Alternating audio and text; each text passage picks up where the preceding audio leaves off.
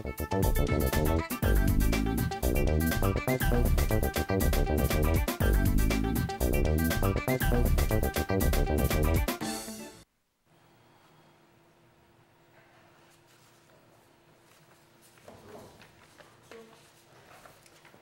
noite, bancário e bancária. Sou a Juvândia, presidente do sindicato.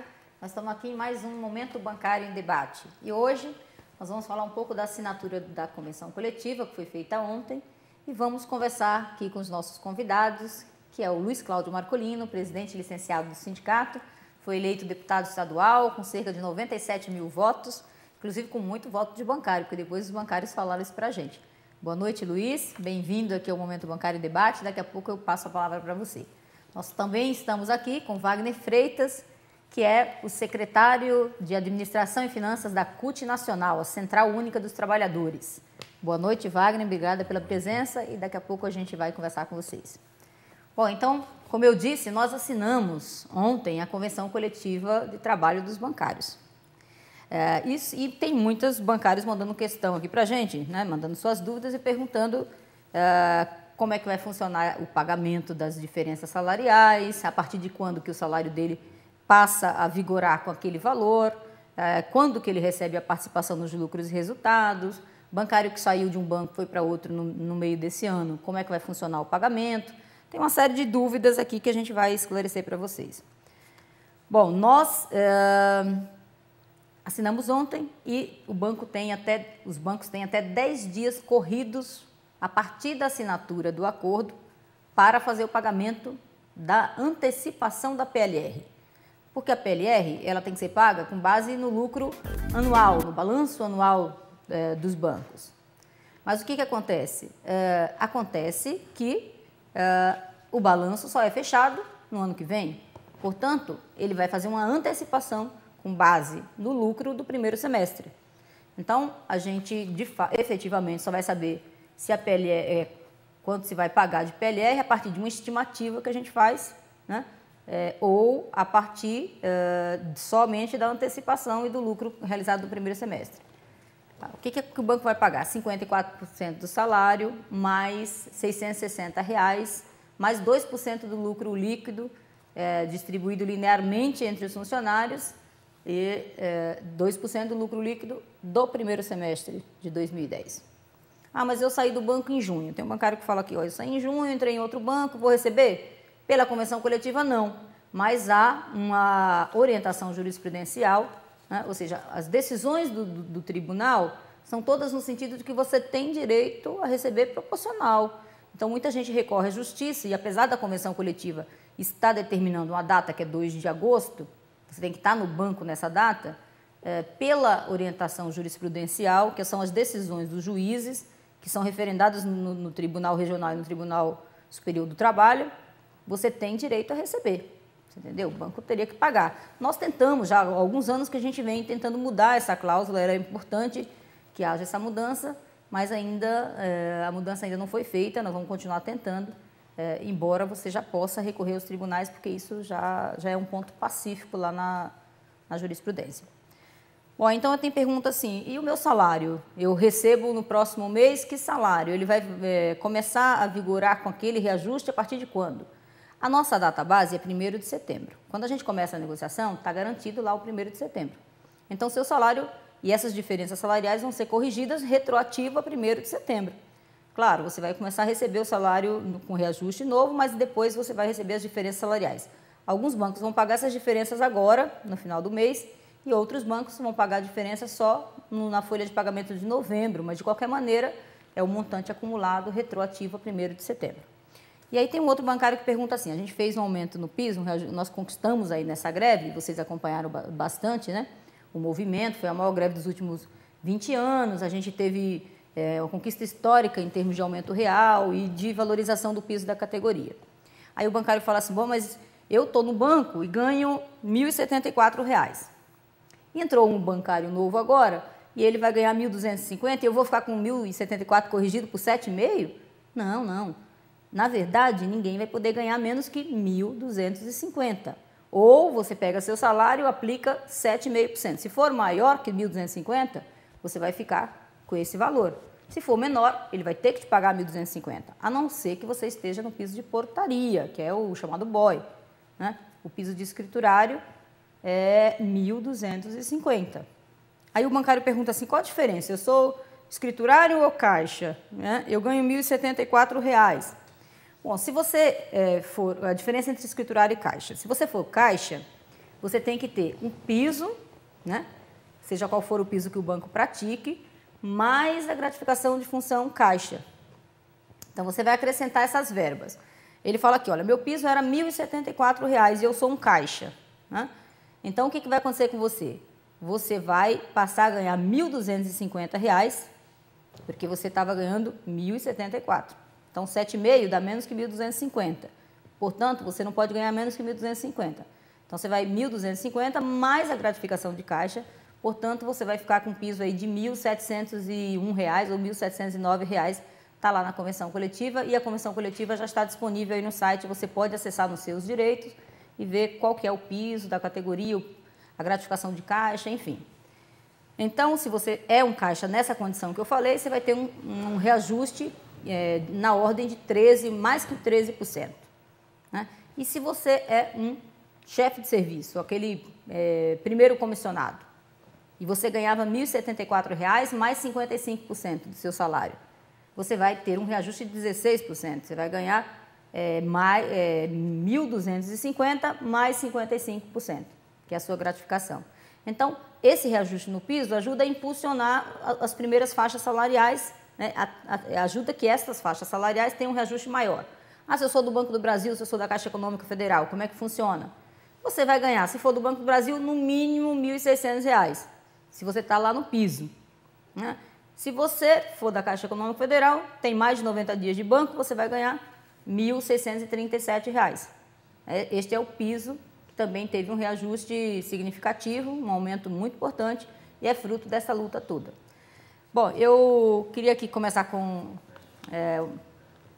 uma fala do Luiz Cláudio Marcolino, como eu disse, foi eleito agora deputado estadual, e nós sabemos da sua seriedade, temos certeza que você vai fazer um trabalho muito bom lá na Assembleia Legislativa e que vai, com certeza, continuar atendendo e trabalhando para a classe trabalhadora e para os bancários também. Luiz, qual que é a sua avaliação da campanha? Você que acompanhou também um pouco aqui da nossa, principalmente depois da eleição, né? Mais diretamente, esteve aqui nas ruas com a gente, ajudando a fazer a greve. Como é que você avalia o resultado da campanha? Então, primeiro, boa noite, Ju. Boa noite, Wagner. Boa noite aos bancários e às bancárias. Então, primeiro, eu queria agradecer, né, a votação foi quase 97 mil votos, né, boa parte desses votos da categoria bancária. Né, em relação à campanha salarial, né, nós já viemos percebendo a dificuldade de negociar com os bancos nos últimos anos, que os bancos queriam, né, acabar com o aumento real do salário. Eu acho que essa campanha salarial, nós tínhamos alguns pontos prioritários, como o aumento real do salário, né, a ampliação dos pisos, né, a conquista, né, do fim do assédio moral e das metas abusivas. Né, tínhamos discutido também que era necessário a estruturação de um plano de carreira e os bancos colocavam a dificuldade de conquistar esses direitos. Tanto que a lógica da FENABAN era ficar só com a reposição da inflação, numa perspectiva, se tivesse uma greve fraca da categoria, né, o que ia acontecer? A FENABAN ia apresentar um abono e ia acabar com a greve dos bancários, né, ia acabar com a lógica do aumento real do salário. Então, acho que, primeiro, que te parabenizar, né, pela dinâmica e, né, pela condução da campanha salarial. Foi uma campanha salarial, né, acho que uma das melhores que nós tivemos ao longo dos últimos anos. Né. Nessa campanha salarial, consolidamos, né, o aumento real do salário, criamos condição de melhorar o piso da categoria e mostramos para os banqueiros, mais uma vez, né, que se não tiver um processo de negociação séria, porque, pela parte dos banqueiros, eles não têm essa preocupação, né, a categoria está preparada para a greve. Esse ano, a categoria, mais uma vez, demonstrou, né, nas ruas, né, a sua mobilização, né, a sua luta, o seu valor que, de fato, que os bancos não dão. Mas, mais importante do que todo esse processo, foi a combinação, né, desse processo de amadurecimento do processo de negociação, né, muito mais pelo parte do movimento sindical, e você está de parabéns, né, pela condução das negociações, né, pela condução também da negociação nos bancos públicos, que é a primeira vez que a gente consegue concluir uma campanha salarial com o Banco do Brasil e a Caixa junto com os bancos privados. Então, acho que esse também é um momento importante. Você conseguiu consolidar um processo que nós conseguimos concluir a campanha em todos os bancos, nos bancos públicos e nos bancos privados, e isso é um mérito, né, que você teve nessa campanha, mas principalmente também de garantir um dos maiores aumentos reais que nós já tivemos nos últimos anos. Está de parabéns. Muito obrigada. Isso aí é mérito da unidade da categoria, da disposição de luta dos bancários e da organização e do sindicato também. A participação de todos os diretores, funcionários aqui do sindicato nessa organização. Wagner, e você? Você que está aí na CUT Nacional, a nossa Central Única dos Trabalhadores, tem várias categorias. A gente sabe que esse ano 87% das categorias fecharam acordos com aumento real de salários e aumento maior do que o ano passado. Como é que você avalia aí a nossa campanha? Boa noite, obrigado pela presença. Boa noite, Ju, obrigado pelo convite. Boa noite, bancário, boa noite, bancária. Eu acho que o grande fator positivo dessa campanha salarial é a participação dos bancários e das bancárias. Mais uma vez aconteceu dos bancos estabelecerem um processo de dificultar a campanha, de amedrontar o bancário, a bancária, um processo de pressão interno dentro dos locais de trabalho muito grande, a utilização de subterfúgios teoricamente legais, mas que são ilegais, como interdito proibitório, para coibir a ação do sindicato, inibir a participação da bancária, do bancário, a utilização da força policial repressora, tomando conta do patrimônio do banco e não se interessando efetivamente pela segurança do movimento e dos bancários e das bancárias. Então, eu acho que foi uma campanha com a participação muito grande, Ju. Eu acho que isso, para nós, é muito gratificante, dos bancários da rede privada, porque se nós tivemos uma participação muito grande na greve, sempre combativa, organizada e eficaz da Caixa Econômica Federal e do Banco do Brasil, dos trabalhadores e das trabalhadoras, também tivemos a participação dos trabalhadores do setor privado. Por exemplo, os trabalhadores do Bradesco, que sofrem uma pressão extraordinária do banco para não participação, participaram da greve, a greve aumentou muito no Bradesco. Isso é uma coisa importante, o Bradesco é um banco importante na mesa de negociação. Os trabalhadores do Itaú, do Santander, enfim, foi uma grande greve. E não tenha dúvida nenhuma que foi uma conquista muito grande, porque a categoria bancária faz campanha salarial no setor da economia que mais lucra no país e é a mais conservadora, que é o setor financeiro. E mesmo assim, contando com todo esse nível de enfrentamento que o setor financeiro faz contra, né, a organização da greve, conseguiu-se o maior aumento real dos últimos anos, conseguiu-se uma consolidação de um processo de crescimento do salário e da renda do trabalhador e da trabalhadora bancária. Acho que foi uma grande campanha, mas não tenho dúvida nenhuma, como o Luiz Cláudio falou, como você mesmo citou, é uma conquista da categoria organizada, é a própria conquista de quem luta. Só conquista quem luta. E essa campanha salarial demonstrou isso. Muito bem. É isso aí. Então, nós vamos agora para um intervalo e daqui a pouco a gente retorna, já concluindo essa discussão da assinatura do acordo, esclarecendo mais umas dúvidas que chegaram agora dos bancários, e a gente começa com um novo tema que também é muito importante para os trabalhadores e para o Brasil como um todo.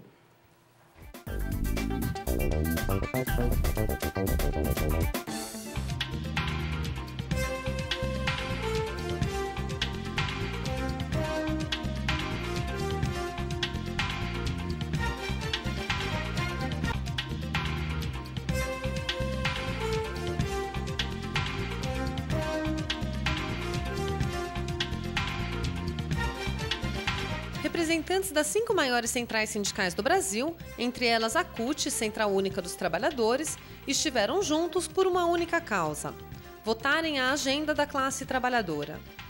Este documento reúne 249 propostas definidas nos diferentes congressos das centrais e foi sistematizado pelo DIEESE, Departamento Intersindical de Estatísticas e Estudos Socioeconômicos. As questões estão organizadas em 6 eixos: crescimento com distribuição de renda e fortalecimento do mercado interno, valorização do trabalho decente com igualdade e inclusão social, Estado como promotor do desenvolvimento socioeconômico e ambiental, democracia com efetiva participação popular, soberania e integração internacional e direitos sindicais e negociação coletiva.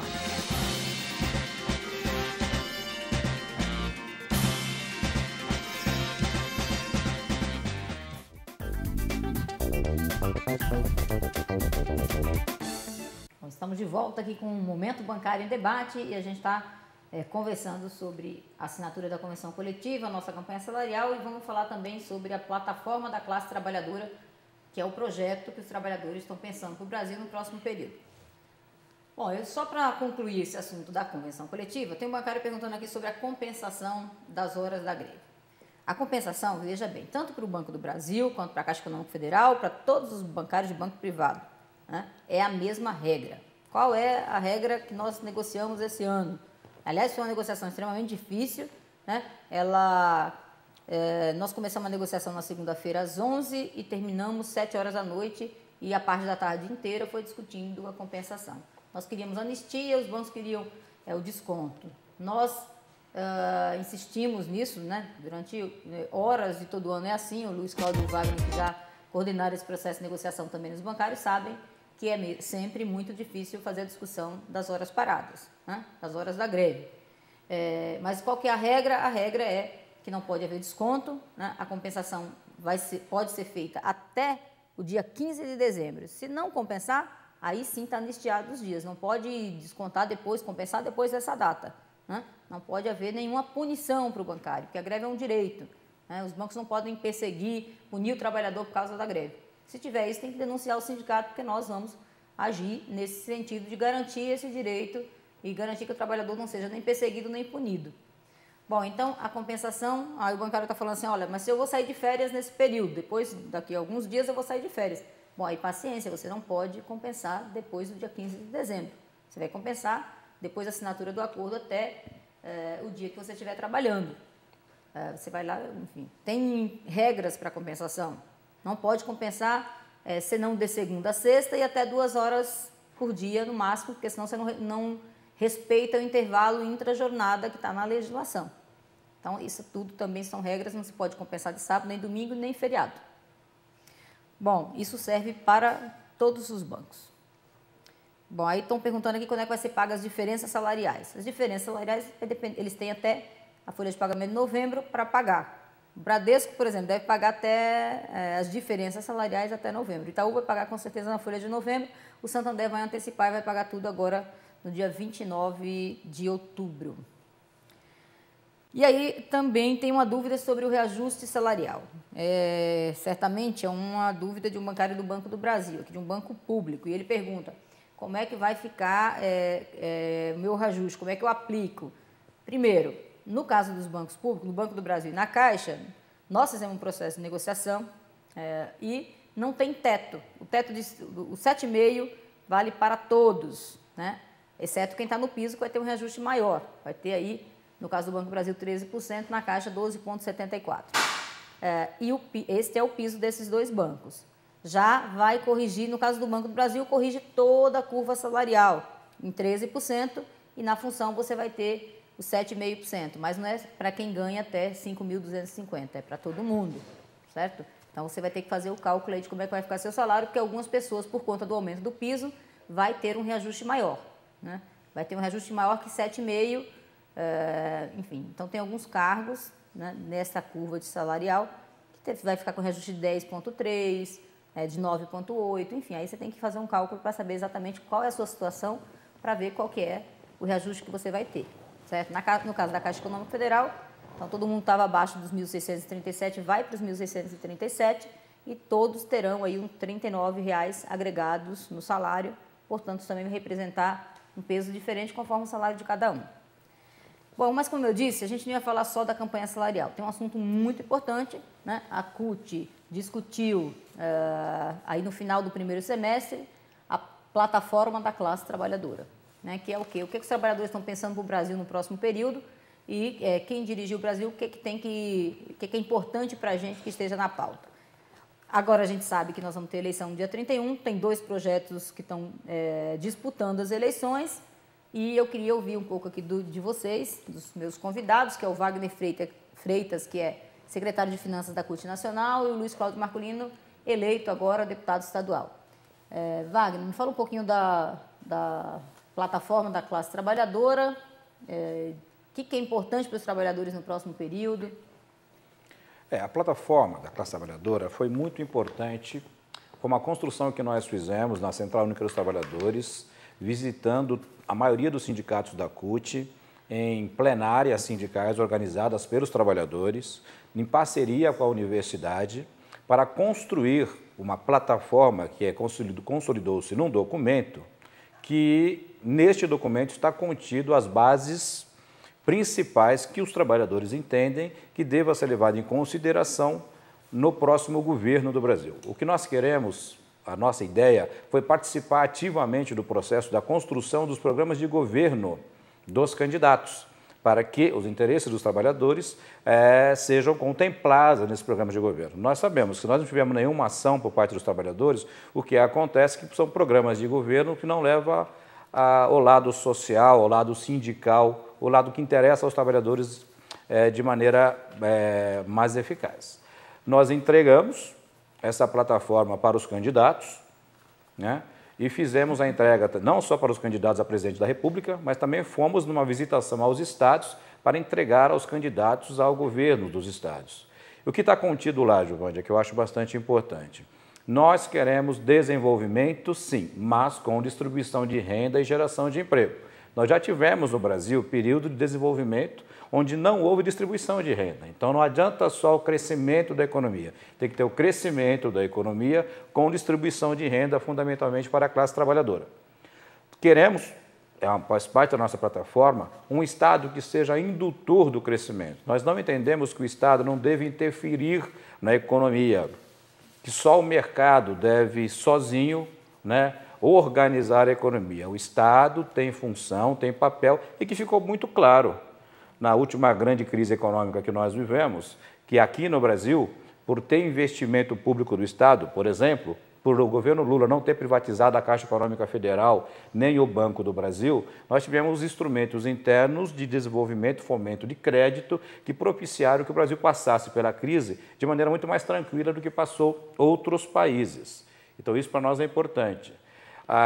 Queremos que sejam respeitados os direitos sindicais e seja construído o processo de negociação coletiva.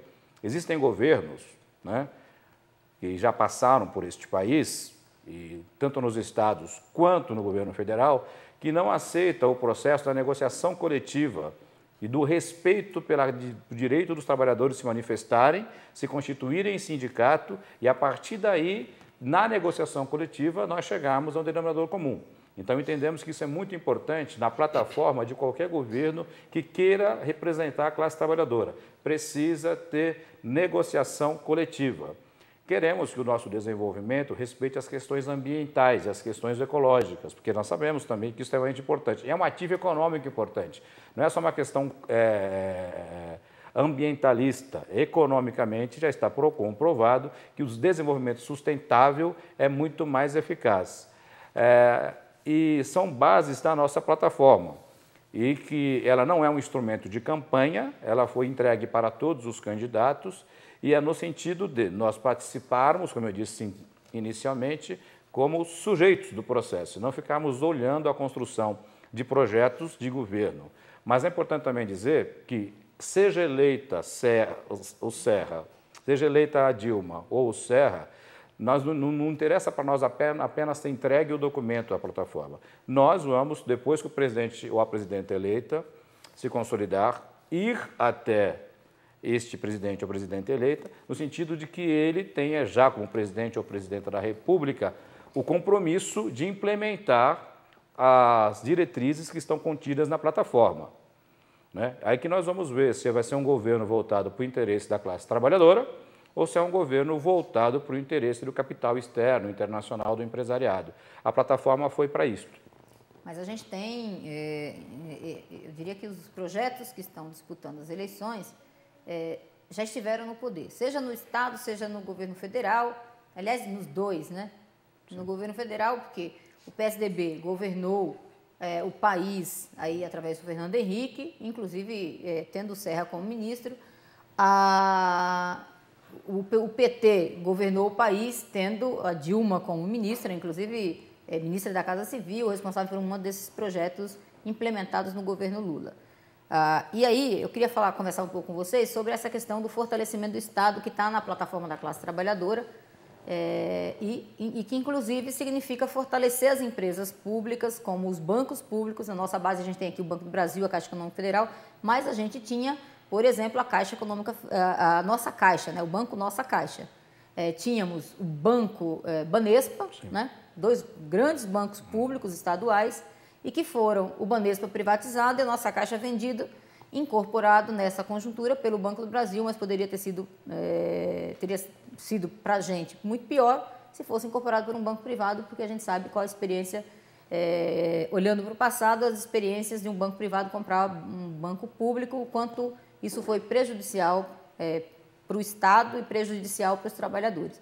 Então, no próximo bloco, nós vamos voltar aqui, e o Luiz Cláudio, eu queria que você comentasse um pouco, você que estava aqui à frente do sindicato, quando o Serra entregou aí a Nossa Caixa para o Banco do Brasil, e a gente comentasse um pouco dos riscos, né? Tem inclusive perguntas chegando aqui, se vocês acham que tem risco de privatizar o Banco do Brasil e a Caixa Econômica Federal, se está nesse cenário, se caso o Serra ganhe as eleições para a presidência no próximo período. Então, a gente volta no próximo bloco conversando um pouco mais sobre esse assunto.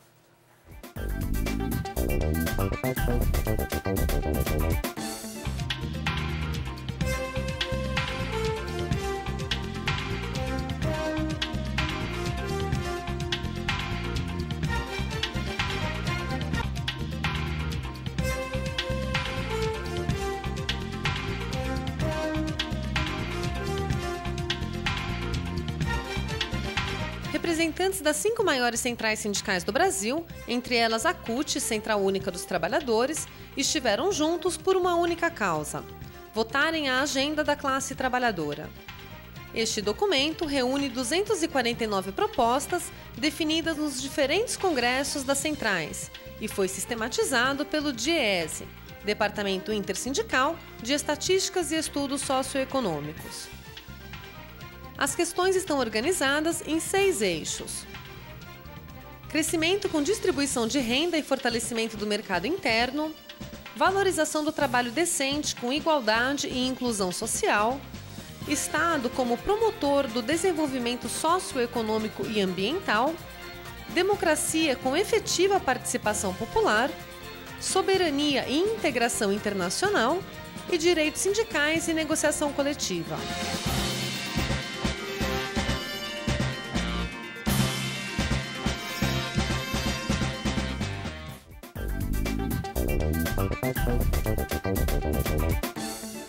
Nós estamos de volta agora para o último bloco, discutindo a plataforma da classe trabalhadora, né, que é um projeto que foi amplamente debatido, como disse aqui o Wagner Freitas, que é secretário de Finanças da CUT Nacional, amplamente debatido, discutido, tanto com a universidade como com os trabalhadores, que é um projeto que pensa o país aí no próximo período. Um dos pontos desse projeto é o fortalecimento do Estado como indutor do desenvolvimento. E a gente estava conversando um pouco aqui da importância dos bancos públicos, né, das empresas públicas, né, também para esse desenvolvimento. E a gente viu que na crise, ele lembrou aqui que na crise, o Banco do Brasil e a Caixa foram fundamentais para manter aí a oferta de crédito, enquanto que os bancos privados retraíram o crédito, né, os bancos públicos aumentaram, mantendo aí a oferta de crédito e fazendo com que o Brasil não aprofundasse essa crise, né? Não entrasse numa recessão. Importante também o papel do BNDES, né? Agora eu queria ouvir um pouco aqui o Luiz Cláudio Marcolino, que agora foi eleito deputado estadual. Então, acho que antes de entrar na questão do projeto nacional, né, nós passamos, né, durante 8 anos no governo FHC, foi um processo que o movimento sindical vivia um processo de resistência, que era um processo de privatizações, de terceirizações, de retirada de direitos, né, queriam mexer no artigo 618 da CLT, que tirava as férias, o 13º, o fundo de garantia, tinha impacto direto na vida dos trabalhadores. Então, enquanto a gente ficava num processo de resistência, nós mudamos, depois de 2002, na Caixa Econômica Federal, não havia um processo de negociação. O acordo assinado com a Caixa Econômica Federal foi praticamente na porta do estacionamento da Caixa Econômica Federal em Brasília, porque não tinha o respeito do governo federal anterior aos trabalhadores. E o que nós começamos a fazer ao longo da gestão do Luiz Inácio Lula da Silva? Que também é um trabalhador, um operário, que assumiu a presidência, e nós começamos a ter um outro tratamento, uma outra relação. Primeiro, os trabalhadores passaram a ser reconhecidos e eram recebidos pelos vários ministérios. O que aconteceu nesse período, quando nós tínhamos um processo de negociação com o governo federal? Nós passamos a pautar o Congresso Nacional com temas da classe trabalhadora, a correção da tabela do imposto de renda, a correção do salário mínimo de forma permanente, a redução da jornada de trabalho, a garantia do direito à negociação, a reforma sindical e trabalhista. Então, vários pontos que é da classe trabalhadora, nós começamos a pautar o Congresso Nacional. Por que isso é importante? Porque todo o dinheiro arrecadado de imposto, seja na Câmara Municipal, seja na Assembleia Legislativa ou na Câmara dos Deputados, via Prefeitura, o governo do Estado, o governo federal, é um recurso que é do trabalhador, que é da sociedade. Então, esse recurso tem que ser voltado para melhorar a vida do trabalhador. E nós percebemos que nós ficamos 8 anos brigando, resistindo à retirada de direitos no governo FHC. Na gestão do governo Lula, nós criamos condição de ter uma negociação direta com os empresários, no caso dos bancários. Nós tivemos aumento real todos os anos, nós conseguimos melhorar a participação dos lucros e resultados, conquistamos o auxílio educação, passamos a deixar de pagar a tarifa bancária, criamos condição de ter uma série de direitos que até então os trabalhadores tinham o quê? Resistiam para não perder o que nós tínhamos anteriormente. Então, nós percebemos que é necessário, além de ter conquista corporativa, nós temos espaço na Assembleia Legislativa, na Câmara dos Deputados, para garantir os direitos dos trabalhadores. Por isso, a plataforma, porque nós queremos pautar o Congresso Nacional, pautar a Câmara dos Deputados com direitos, com interesse dos trabalhadores. Agora, em relação ao fortalecimento dos bancos públicos, da Petrobras, quando você fortalece um Banco do Brasil, uma Caixa Econômica Federal, fortalece os trabalhadores do setor público federal, fortalece o BNDES, você cria a condição do país crescer. E foi o que aconteceu no Brasil. Com o crescimento do Brasil, e o Brasil está crescendo todos os anos, depois que o Lula assumiu a presidência da República, no caso dos bancários. Nós passamos a ter 96 mil bancários durante o governo Fernando Henrique Cardoso, que privatizou o Benj, privatizou o Banerj, privatizou o Banestado, privatizou o Banespa, e ainda nós tínhamos demissões da categoria bancária. Depois que o Lula assumiu a presidência da República, com o crescimento do país, aumentou o crédito imobiliário, o crédito consignado, aumentou o crédito voltado para o crescimento do financiamento dos automóveis, os bancos passaram a investir mais, a emprestar mais para as empresas. Então, cresceu o crédito de 20% para 40%. A hora que cresce o crédito no país, automaticamente também cresce e fortalece a categoria bancária.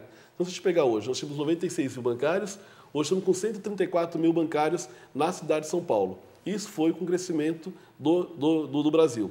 Se São Paulo tivesse crescido na mesma proporção, hoje eu posso falar com tranquilidade, São Paulo já teria de 150 a 170 mil trabalhadores. O problema é que o estado de São Paulo não cresceu na mesma proporção que o Brasil cresceu.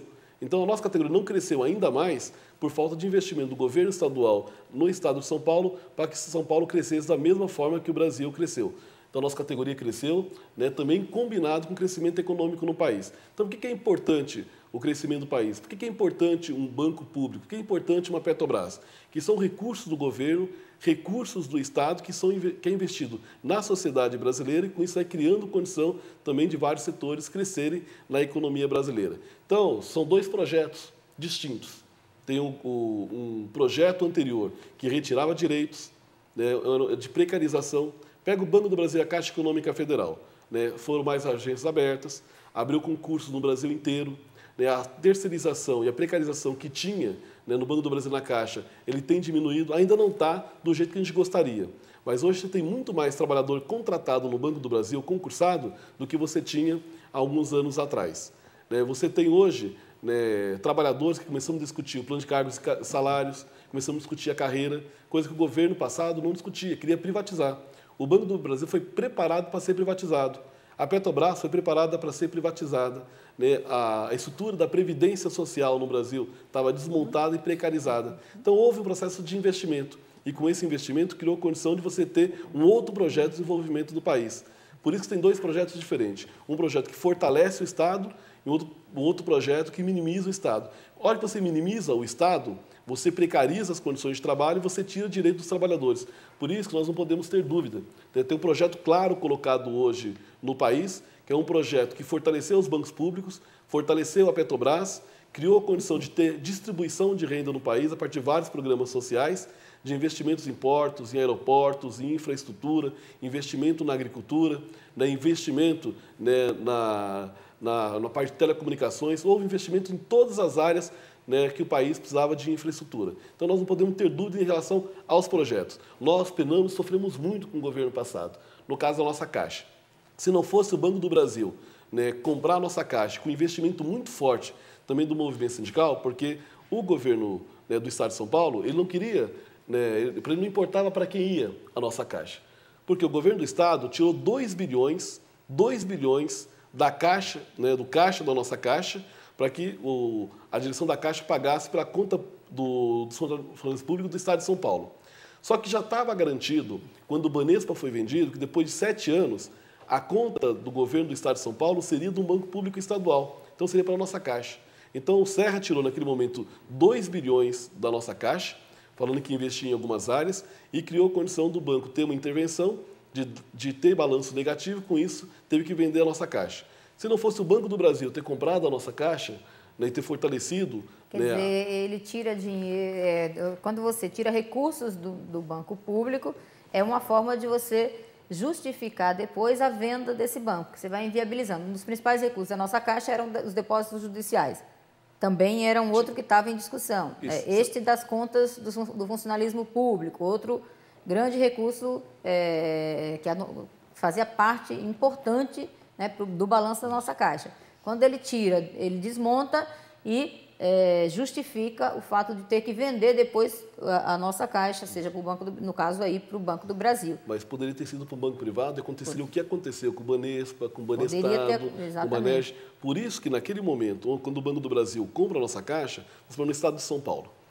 A nossa Caixa era um banco que investia na agricultura, né, tinha um espaço para investimento no crédito imobiliário. Então, ele tinha uma atuação para fazer o desenvolvimento do Estado de São Paulo. A hora que ele é vendido para o Banco do Brasil, perde aquela possibilidade de ter um banco forte para ter um investimento no Estado de São Paulo. Então, foi uma opção do governo, né, do PSDB, de vender a nossa Caixa, como vendeu todos os outros bancos públicos do Estado, como vendeu quase todas as empresas que nós tínhamos no Brasil, que no momento da crise, como o Wagner falou, se você não tivesse o Banco do Brasil, a Petrobras, a Caixa Econômica Federal, o Brasil estaria numa crise como está a França. Vocês estão vendo aí a greve na França, lá eles estão querendo tirar direitos, cortar direitos. E essa era a receita que os empresários queriam fazer no Brasil. No começo do ano de 2010, qual que era a leitura dos empresários? Tem que retirar de direitos, né, tem que cortar direitos para tentar enfrentar a crise. Nós falamos que não. Né? A crise não foi constituída pelos trabalhadores. Então, os trabalhadores não iam pagar pela crise. Então, nós fomos para as ruas, criamos condição de criar um movimento para que o trabalhador não pagasse a conta da crise, e não pagamos, mas principalmente também foi o enfrentamento dos trabalhadores, mas tinha um movimento, um olhar do governo federal que os trabalhadores não poderiam pagar pela crise, porque não fomos nós que constituímos essa crise. Então, por isso, que tem 2 projetos diferentes, um que é um Estado forte e o outro que é um Estado mínimo. Um que é um Estado de direito e o outro é um Estado de precarização, e o bancário, nesse momento agora, não pode ter dúvida no projeto que ele tem que escolher. Qual o risco? Seguinte, a Caixa Federal corre, porque a Caixa Federal hoje tem, né, os depósitos judiciais, né, a Caixa Federal tem as loterias, a Caixa Federal tem hoje, né, o FGTS, PIS. Tem o PIS, tem o crédito imobiliário.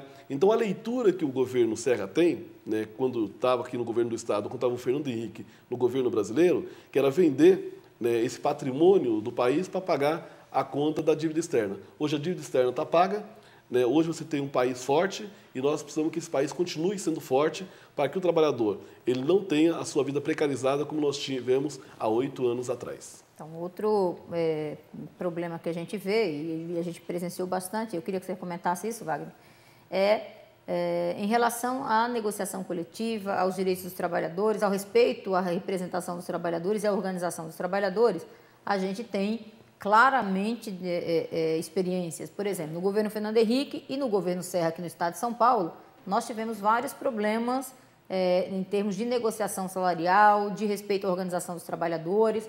O Luiz Cláudio falou, por exemplo, nossos problemas, quando o Fernando Henrique era presidente, nós entregávamos a pauta de reivindicação dos bancários do Banco do Brasil e da Caixa Econômica Federal, lá no estacionamento, o porteiro ia lá e recebia, alguém ia lá na portaria e recebia a pauta. Nós não tínhamos um processo de negociação, enfim, não, e que não quer dizer, e a gente não tinha nem o direito de fazer greve, porque os trabalhadores eram demitidos nessa época. Né? No caso da Caixa tinha a RH 008, no caso do Banco do Brasil também tinha um processo de demissão do trabalhador, né? Uma série de PDVs e muitos trabalhadores foram demitidos. Portanto, ficavam com medo de se organizar, com medo de lutar, porque estavam sofrendo um ataque muito grande aos seus direitos e, inclusive, ao principal direito, que é o direito de organização. Mas aqui, no caso do governo do Estado de São Paulo, a gente teve experiências, e esse ano mesmo, eu queria que você comentasse um pouco como é que foi e como é que tem sido, enquanto o Serra estava governando o Estado de São Paulo e aqui na Prefeitura de São Paulo, a relação com o movimento sindical, com o funcionalismo público. Olha, eu acho assim, Giovânia, são dois projetos muito diferentes. Um que aceita que a sociedade é multifacetada e entende que o Estado, o governo, tem que mediar essas relações, né? Que é o projeto que a Dilma representa. O outro projeto entende que é proibido a expressão, a liberdade de expressão, é proibido a organização por parte dos trabalhadores. É um projeto que reprime os sindicatos, que reprime o trabalhador quando se organiza.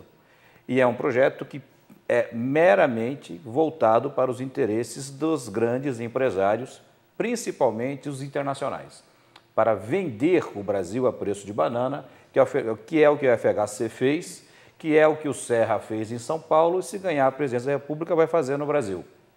O projeto é altamente diferente. Os trabalhadores não podem se equivocar nesse momento.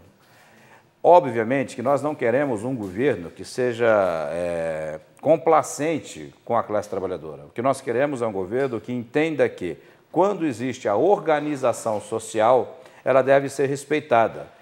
Existem conflitos de interesse na sociedade. Os empresários têm um interesse, o trabalhador tem outro interesse. Isso é normal, faz parte da democracia. O papel do Estado é mediar esse conflito. Num possível governo Serra, eu espero que não aconteça, não há possibilidade do Estado mediar esse conflito, porque não é um governo que vai estar preocupado com isso. Ele vai estar preocupado em fomentar o interesse apenas do empresariado em detrimento do interesse dos trabalhadores. Esse era o grande medo, Giovânia, que os empresários tinham quando o Lula ganhou a presidência da República, que ele fosse fazer um governo que não levasse em consideração as diferenças que existem no Brasil. E ele exatamente provou o contrário. Hoje o Lula é uma liderança e tem quase 90% de aprovação porque ele fez um governo de estadista, levando em consideração os conflitos e respeitando tanto os trabalhadores quanto o interesse da classe empresarial. O governo Fernando Henrique e o governo Serra em São Paulo não teve essa grandeza de se colocar como mediador. Ele era participante de um determinado posicionamento.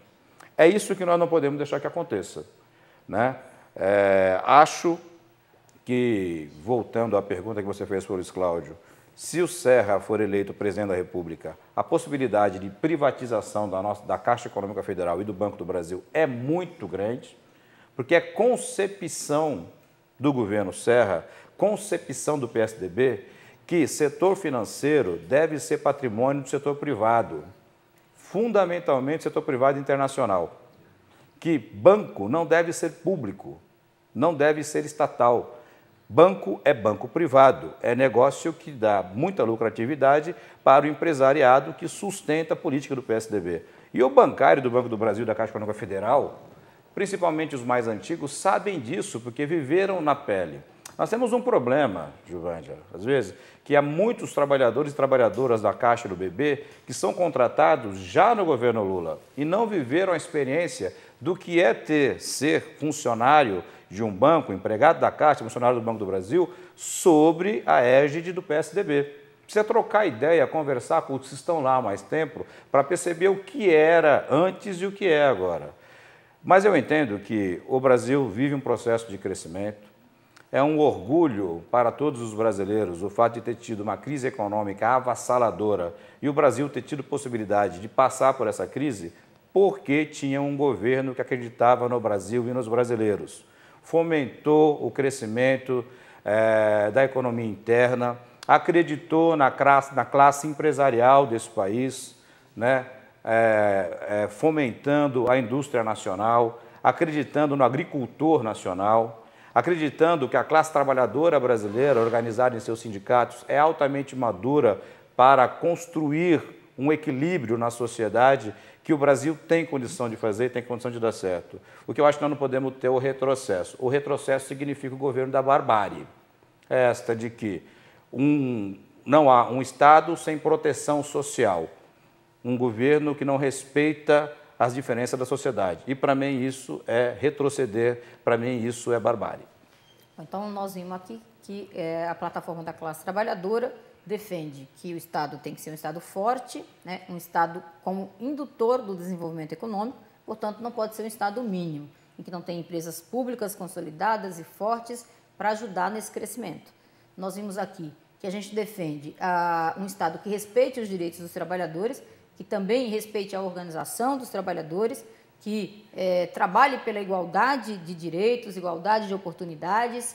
A gente viu que tem que ser um Estado que faça a inclusão social. A gente tem ainda um grande número de pessoas na miséria, um grande número de pessoas na pobreza, apesar de no governo Lula 28 milhões de pessoas terem saído da miséria e mais, né, de 20 milhões de pessoas terem migrado da pobreza para a classe média. A gente ainda tem aí, né, tinha um saldo de 500 anos de muita desigualdade social, né, e que foi intensificado com uma política de Estado mínimo praticada pelo governo Fernando Henrique Cardoso. Então, a gente tem muito trabalho pela frente ainda para que o Brasil, de fato, se torne uma grande potência e um país desenvolvido e com inclusão social, com respeito aos direitos dos trabalhadores, com um Estado forte, né? Um Estado forte é um Estado que seja indutor mesmo do crescimento e do desenvolvimento. E a gente tem as eleições agora e nós vamos escolher quem vai dirigir o Brasil nos próximos 4 anos. Então, assim, é importante vocês avaliarem os 2 projetos e votarem sob conscientes dessa escolha. Que os trabalhadores sejam respeitados na sua organização, não que a gente saiba que governo nenhum vai chegar lá e na caneta vai dizer, olha, você tem direito a isso ou aquilo. O importante é que os trabalhadores tenham liberdade para se organizar, tenham sua organização sindical respeitada, sua organização respeitada para que eles possam fazer uma greve, lutar pelos seus direitos, fazer um processo de negociação, enfim, e não que seja usado a polícia para reprimir greve de trabalhador, como aconteceu aqui com os professores ainda esse ano, uma categoria que é extremamente importante também para o país, porque a gente sai de casa e deixa os filhos com boa parte do tempo dos nossos filhos fica com os professores. Então, você tem que respeitar, tem que valorizar essa categoria e a gente viu aqui que no estado de São Paulo isso realmente não aconteceu. Então, pensem bem, dia 31 nós vamos escolher o projeto que vai dirigir o Brasil nos próximos anos e isso vai ter uma consequência direta na vida de cada um de nós, das nossas familiares, dos nossos filhos, nossas filhas, nossos amigos, colegas de trabalho e do povo brasileiro como um todo. É isso, eu agradeço a presença do Luiz Cláudio Marcolino, presidente licenciado do sindicato, eleito deputado estadual. Parabéns aí pelos votos. Eu sei, como eu disse aqui no começo, da sua seriedade e da sua competência, que você vai trabalhar bastante aqui pelo povo de São Paulo e também junto com a categoria, nos auxiliando aí como um parlamentar comprometido com os trabalhadores. E o Wagner Freitas, que é bancário também e também secretário de Finanças da CUT Nacional, a Central Única dos Trabalhadores, que é a maior central sindical da América Latina, a 5ª maior do mundo, que a gente tem muito orgulho de estar afiliado, porque é, de fato, uma central sindical que agrega e organiza os trabalhadores do setor público, privado, da cidade e do campo, né? E é a maior central sindical que, de fato, tem as bandeiras históricas democráticas, né, uma central de massas, de luta democrática e classista, ou seja, defende a classe trabalhadora e sabe de que lado que está. É isso, obrigado pela presença de vocês, boa noite ao bancário e a bancária que está nos assistindo, obrigado ao pessoal que está trabalhando aqui na organização do Momento Bancário em Debate e a gente vai fazer na próxima semana mais um Momento Bancário em Debate, terminando os esclarecimentos aí sobre a campanha salarial, os acordos que a gente vai assinar até então. E depois nós vamos suspender o Momento Bancário em Debate para retornar num outro momento, com outro formato e com outras discussões. É isso. Obrigado, boa noite a todos.